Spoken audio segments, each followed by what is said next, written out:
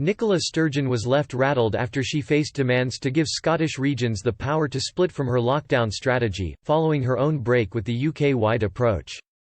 The Scottish First Minister Nicola Sturgeon acknowledged at today's press briefing that Scots were feeling frustrated and facing the difficulty of following her stay-at-home message. The SNP leader rejected Boris Johnson's call to lift lockdown restrictions this week, as people across England returned to work. She was grilled about this approach, as one reporter questioned whether she would give regions in Scotland the same power to split from her own lockdown orders. Peter McMahon, political editor of ITV Border, pointed to new figures on COVID-19 from NHS Dumfries and Galloway, which showed the R number on May 8 was 0.75, compared to 0.98 in Scotland as a whole.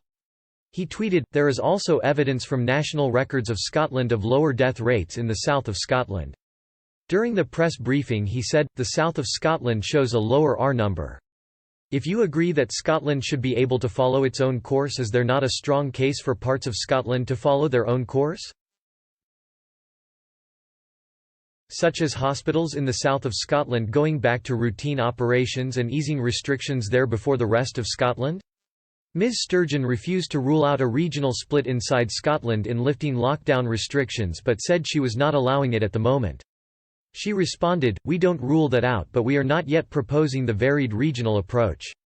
I've never ruled out regional variations within Scotland if evidence back it and we can enforce it in a readily understandable and practical way.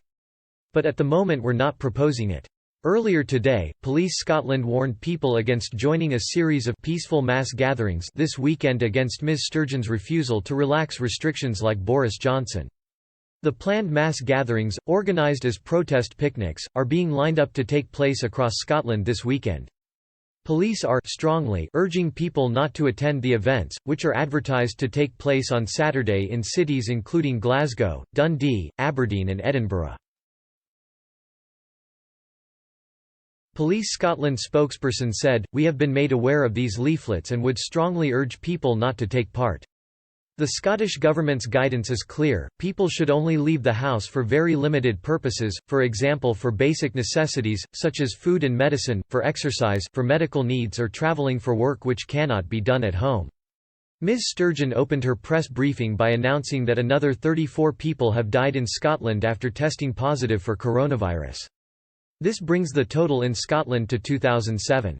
Ms Sturgeon added that 14,117 people have tested positive for the virus in Scotland, up by 188 from 13,929 the day before.